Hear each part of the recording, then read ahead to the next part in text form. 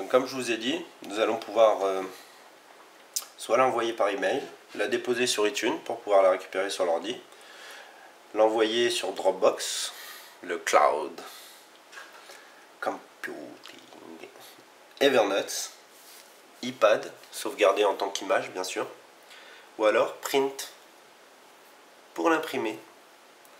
Nous allons tester ça. AirPrint fera l'objet d'un prochain test. Je suis en pleine phase de test moi-même. Donc là, comme je vous disais, il n'y a presque plus d'encre. J'ai d'autres cartouches, mais bizarrement, ça imprime quand même. C'est les imprimantes HP, il ne faut pas s'y fier complètement. Donc, il y a quelque chose qui sort sur la page, il ne faut pas hésiter, surtout sur le noir. Donc là, elle travaille tranquillement. D'ailleurs, elle fait trembler un peu mon bureau. Je rêve d'une imprimante qui fait pas trembler mon bureau, tout simplement. Voilà. Bon, ça va. En même temps, je vais pas trop lui en demander. Alors voilà, le rendu. C'est celui-ci. J'ai choisi d'imprimer le titre. C'est la page 9 et la date d'impression. Et bien entendu, la page en question. J'aurais pu imprimer le livre complet. Il m'aurait sorti autant de pages que j'ai dans mon livre. J'aurais pu supprimer le titre, ou alors le numéro de page, ou alors la date. C'est complètement lisible. C'est gros, je l'avoue. Donc pour l'impression, ça peut servir. Mais sincèrement, entre nous, il n'y a pas vraiment d'intérêt dans le sens où du coup on bascule du côté non écolo. Même s'il ne faut pas trop non plus en faire.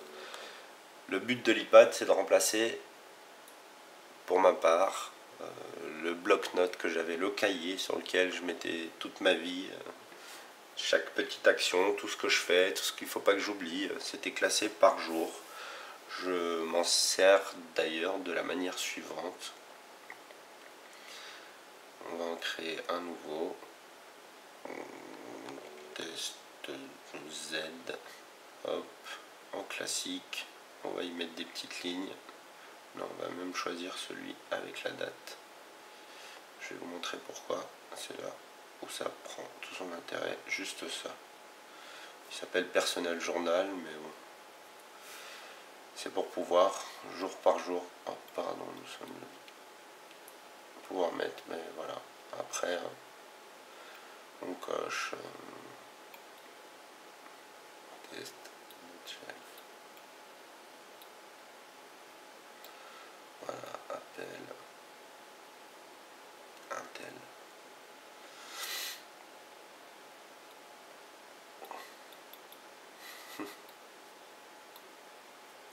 Appel Robert. Je mets n'importe quoi, hein, c'est juste pour vous montrer. Et donc là, l'avantage c'est qu'au fur et à mesure, on se retrouve avec plein de pages ici. Et on a, comment dire, un patchwork de ce qu'on a fait.